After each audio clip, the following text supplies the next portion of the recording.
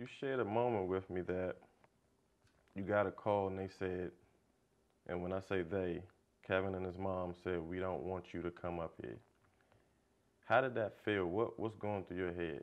I don't think it was a call. It wasn't, I won't say it's a call. I was like, they had it. They was okay.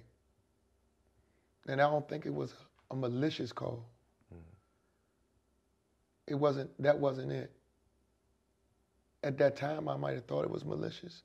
It was like they had it. They were good. I needed to take care of what needed to be taken care of here.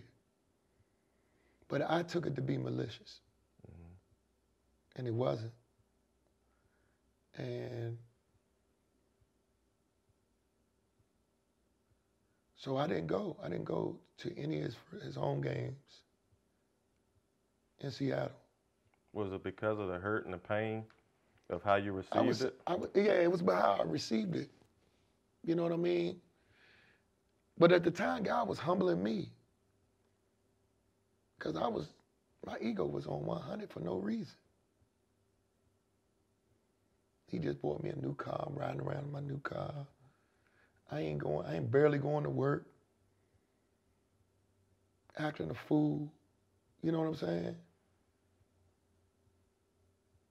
Like, God said, you need to calm down a little bit. You still got work to do. So I'm gonna sit you down for a minute and humble you, and you're gonna go to work every day. And you're gonna still take care of yourself. And you're going to still do the things that you need to do to be his father. And you're not going to be a fan. And you're not going to follow him like a groupie.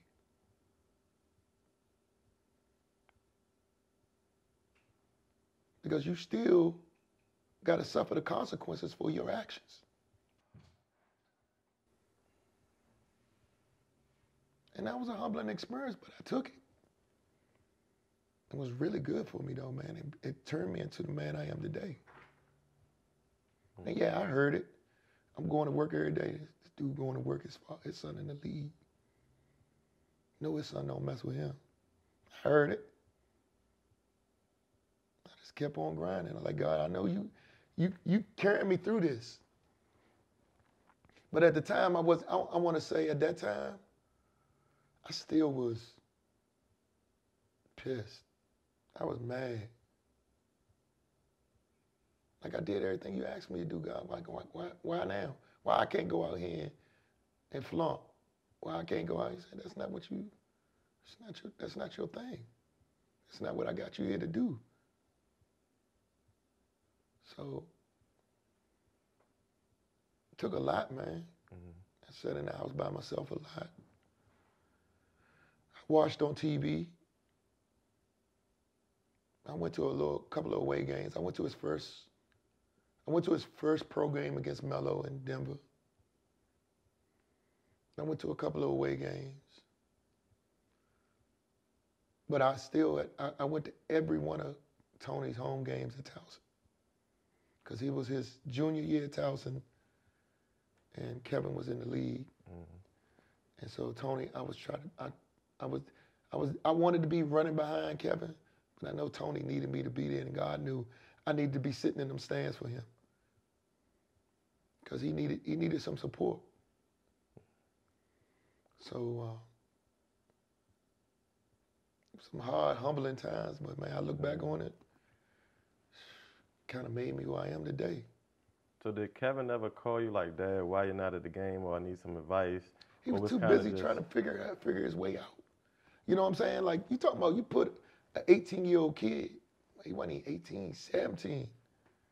You put a 17-year-old kid in a position that they put him in to be the savior of a whole organization, right? He ain't got time to worry about no grown man. Right. He got to go to work. He's like, I ain't got time to worry about your feelings, you know what I mean, or why you ain't here. All I got to do is, Slim, I got to go grind, because this is my job now. This is what I've been wanting to get to. And he understood that from day one. Yeah, like ball was life for him. And for him to be at the level he is, it had to be. When you talk about the top 1%ers in the league, ball is life. ball is life. That's what it has to be. Everything's got to be thrown into their craft. Because it's somebody every year, there's 40-some people that's coming to get your job. Okay, so tell me, let's talk a little bit about the transition into Oklahoma. What was your thoughts, advice on Kevin coming into a new city, trying to be this face of a franchise? What were you telling Kevin as a father? Well, I really ain't had to say too much, man. Like, it's just go hoop. You know what I'm saying? Like at the end of the day, the culture and everything else gonna change a little bit, but you're gonna be in practice most of the time. You're gonna be in games, 82 games out the year. You just gotta go hoop. Mm-hmm. You know, he wanted to be the best at his craft. So if that means it'd be Oklahoma, Mississippi, Alabama, right. Wherever he had to be at, he got to be the best at his craft. Mm-hmm. So it wasn't not really too much that I could say or his mother could say. It was like, just go to work. Just like your parents got up every day and go to work. You got to go to work. And it don't matter where we got to go to work at. Because if your job picked up and you had to move your family somewhere, you're going to do it right. To take care of your family, right? That's what he had to do. Okay, so let's talk a little bit about his peers on the team. Did he ever reach out to you, say, hey, how do I handle this issue with a player or a friend or family? I think because he's been hooping for so long, since he was 8, he didn't really need my advice about how to deal with people.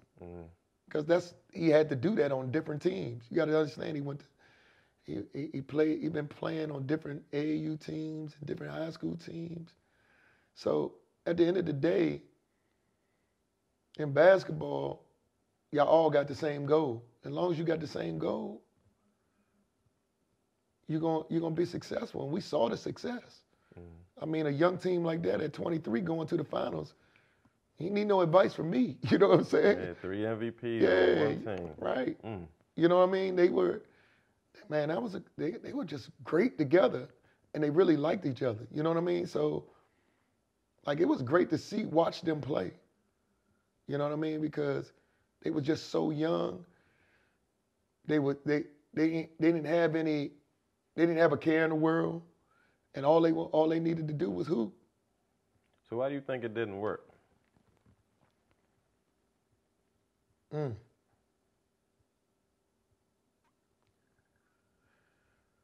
I think they just gave up on the project too soon. Trust the process. Yeah. Like, they drafted very well. You know what I'm saying? Like, you get Kevin, Russ, James, Serge, Eric Mena. You got Tabo on that team. Kendrick Perkins was on that team. Derek Fisher was on that team. Yeah, that's a nice mob. That's a championship team right there. You got to the championship. And then that summer when that change happened, I don't think they ever recovered from it. When James left, now mind you, man, his career took off. Boom. You know what I mean? And he definitely got paid. Right. You know what I mean? And got his own. But the what ifs. Right. It's always the what ifs. The what ifs, they would have stayed together. I don't know if you even talk about a big 3 in Miami if they stay together. What if? What if they stay together? Them two teams probably going back and forth every year. Facts. I agree. You know what I'm saying? So you think about what ifs if you don't break them up. Does Dallas win a championship? Probably not. Well, I think Dallas won their championship before Kevin and them went the second year because that's right, because Miami lost to Dallas and then beat us the second year. Right. So Dallas would have won their championship. But we ended up being Dallas that next year to get to the championship. So I don't think coming out of that West, they would have been the best team for about the next 4 or 5 years. Yeah, at least 5. And they probably would have won 2 or 3 championships. Who's to say? So let's talk about the transition. James is gone. Now, the media is pinning this beef against Westbrook, KD, and KD has options now. Does he come to you for advice? Hey, Dad, I'm thinking about going here. What are your thoughts on the big decision? Well, on the big decision, my job was to just support, right? So I was in the Hamptons with him, along with the other brain trust that was there. And my job was just to support, just to be a support, a sound off.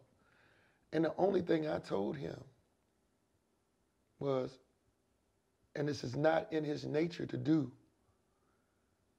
was you've done everything you needed to do for everybody else. Do something for yourself. Don't do it for me. Do it for your mother. Don't do it for your family. Don't do it for Oklahoma City. Don't do it for anybody else. Whatever decision you make, do it for you, and then we'll support it. And nobody else on the world got to support it but us. So when he said the Warriors is my next stop, what's the first thought in your head? There's going to be a ton of backlash on this one. Are you ready to accept it? He said, yeah. That's where I want to go. So he knew the Wolves were going to come out. Oh, yeah. And he went back and forth with it, with Oklahoma and between Oklahoma and Golden State, sure. But he made a decision that was best for him. I put it to this. I was on U.S. Capitol Police for 20 years. If Park Police offered me a better opportunity for the same amount of money, for less money, but it's a better opportunity with less headache, I'm going to go. Because people got to realize he took a pay cut to go there. Because he liked the way they played. Right. So was there a player that recruited him more? I know he spoke one time in an article that a plane ride with some of the Warriors at the time when they were, I think it was the Olympics, sitting down with Draymond and Curry, he liked how they moved a little different than the average player. That probably is a part. I think he watched the style of play, and the style of play fit what he wanted at that time. That's all. People got to understand Kevin is a historian of the game. He watched the game and knows the game and respects those who played the game before him. And he likes a style of play that's fundamentally sound, that's going to take advantage, make you think throughout the game. Mm-hmm. He's a very intelligent player. So he wants to play in a system that's very intelligent and complex, and it's going to push him. I heard an interview he had the other day. He said he's a flawless player. I believe that because I know how much he studies, how much he watches the game, how much he watches his own mistakes. I believe he's put himself to be one of the top 1% players in the world. Absolutely.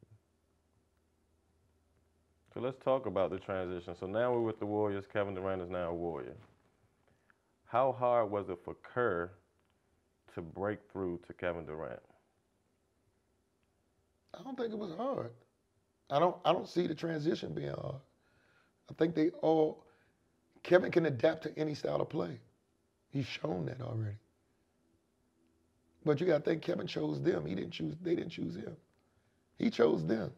So he did his research. So he was going to fit in seamlessly, and it happened that way. So from the media side, the Draymond, the issues with Kerr can't connect to KD, he's not running the system, he wants to be a one-on-one player, all of that is. I mean, that's just for the media. If you sat down and talked to them, if you watched the games, you never saw a problem with them playing.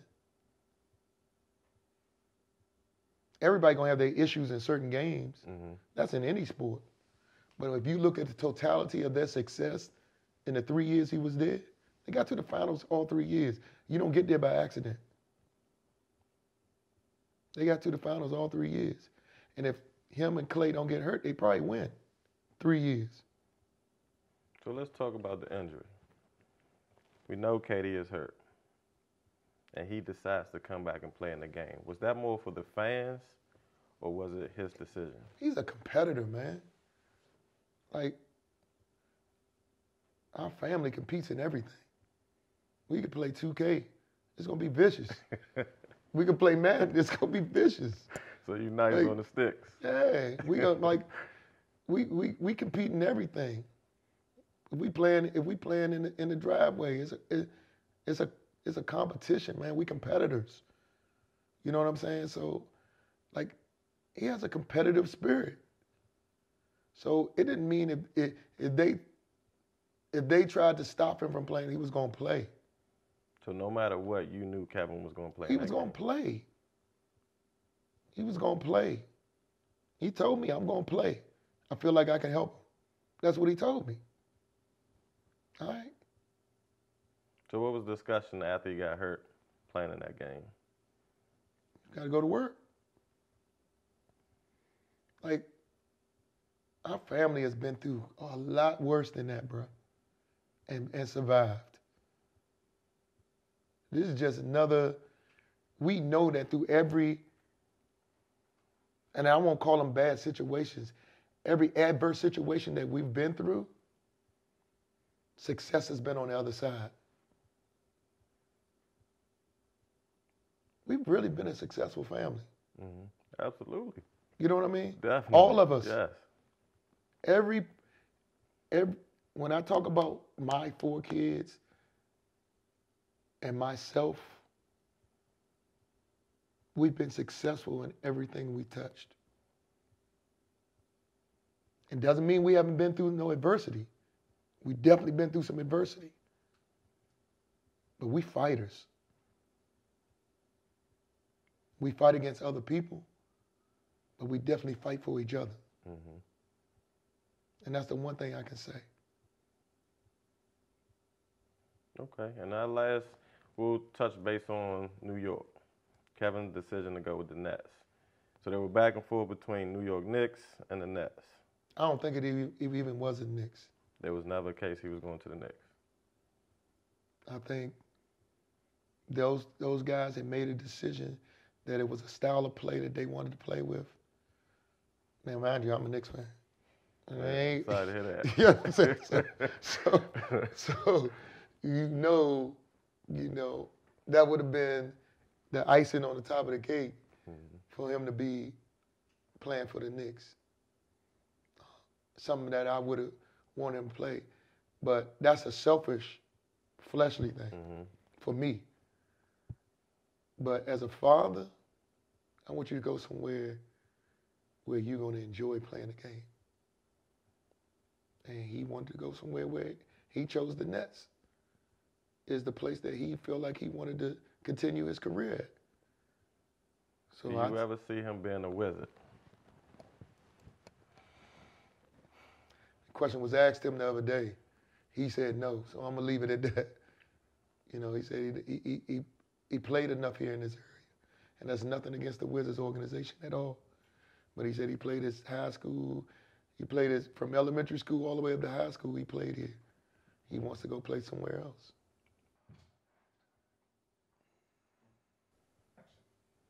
Okay, so we're in the DMV, the metropolitan area. There's a lot of dominant AAU teams. And now we have Team Durant. How did Team Durant become? Team Durant started when Kevin made a decision that he wanted to give back to his community. Me personally, through my experiences with my 3 kids playing AAU, I ain't want nothing to do with it. I coached high school. I was good with coaching high school. I just didn't want to do AAU. But the opportunity arose for me to help my son build a program that could give back to the community and do it a certain way. And not that the way that it's been going wasn't successful for those other organizations. We just wanted to do it in a different way. And I pay homage to the Keith Stevens, Damon, who the other guys that are doing it in the area. They've done a great job. Put kids in school, been successful to have some pros in their program, and they are pouring into the kids in their organization and done a great job. I wanted to do it a certain way. I wanted to do it like we've always done things differently. Kevin took a different route to get to the league or get to the areas that he wanted to get to. And I wanted to do it a different way. So I brought on some guys, and with some guys introduced to me that believe the same way. I'm a firm believer in Philippians 2:3 and 4, to do nothing out of selfish ambition, but always put others before yourself. And so when we started building Team Durant at the level that it is now. Now it was always around for about 3 years prior to I came. Mm-hmm. But when it was put on me to run it, I wanted to run it a different way.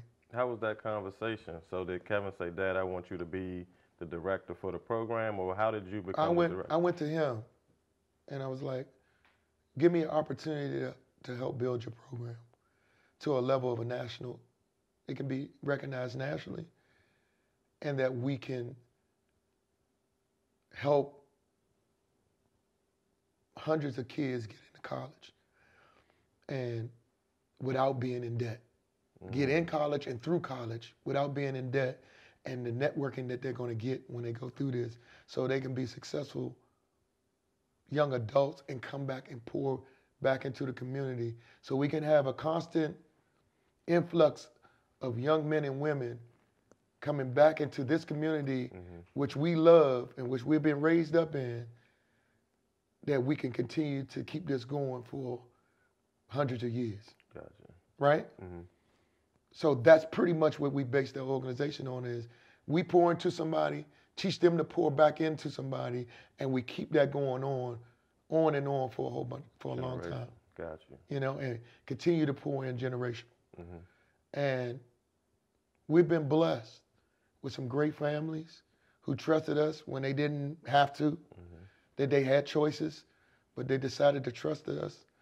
I mean, I talk about the Darius Maddox, Corey Bonds, Tegra, all those guys. I mean, Xavier Lipscomb. I mean, I can go on and on about Henry Hall and his son. These guys, Kingston poured into us. You know, those are guys. I talk about Donnie and all those guys who trusted me and helped pour into me, and they may not still be here, but they're a part of how this grew. Mm. You understand what I'm saying? They're a part of taking it from being not recognizable to being the power that it is today, and then continue to move forward and reinvent ourselves every single year. So I would be remiss but not mentioning those names. Mm-hmm. So what is the goal now for Team Durant? To continue to pour into them, just not at the youth basketball level, but in the community, educational-wise, networking-wise, and just continue to grow as a youth organization and not just basketball. So recently, I seen an article where Team Durant has partnered with St. James. Now walk us through what that means.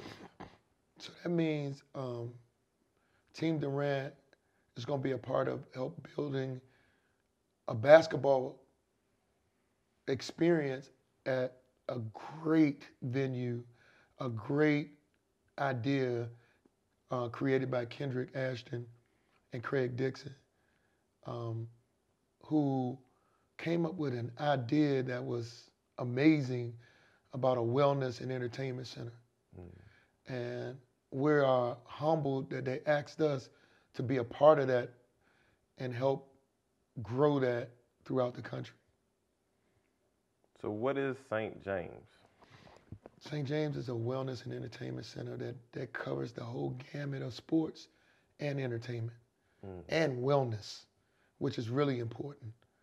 And it was needed in this area. And it's something like I've never seen before. And anybody that's visited the facility will be in awe at what those two gentlemen have created and the staff they have put together in each sport to provide the best service to the community. Nice. And the experience that you're going to get there is going to be top of the line. Like the customer service is amazing. The professionalism is outstanding. And I think it's even going to grow even further. Yeah, I want to end on this note. So Josh Jenkins, a good friend of both of us, he asked me one day, and he had a sermon about this. What is your talent, meaning your gift, and what's your purpose? So what do you think your gift is, and also what is your purpose? My gift is that I've been given a platform to help other people, adults and children. And in that gift, my purpose is to serve my Lord and Savior and to pour into these young people and from my mistakes and from my trials, help remove some stumbling blocks that they may have come up to. So whether it be in marriage, whether it be in fatherhood, whether it be in sports, whatever, I just want to be a servant. And that's, I think, what I want people to look at me as. I'm no different from anybody else in this world. I'm not, just because my son is a superstar, it doesn't change the fact that there's difficulties that you have to go through. And I want to be able to share those difficulties and help people avoid them and to live the fullest and then most enjoyable, peaceful life that they can. And if I can share my trials, I can share my joy. Because in every lesson, there's a blessing. So I thank God every day for my lessons, and I thank Him for my blessings, and I want to share both with whoever I can come in contact with. Amen to that, man. Well, I appreciate you taking the time to come on the huddle and give us this exclusive. But I do want to put you in the hot seat. You ready? I'm ready. Who is the GOAT of all time? MJ, don't even talk about it. Okay. We don't got to talk about it. So if you was a GM and you had to pick your greatest 5 all time, who would it be? As far as point guard to center. Who's at the 1? MJ. MJ is 1 and the 1. No. At the 1, Magic. At the 2. MJ. 3. Kevin. Over Bird. Over Bron. Okay. At the 4. Karl Malone. Nice. At the 5. Kareem. Okay. Put another GM hat on. Right now, it's 2003. You the GM. You got your son, KD, or LeBron as the first pick. Who you taking? And why?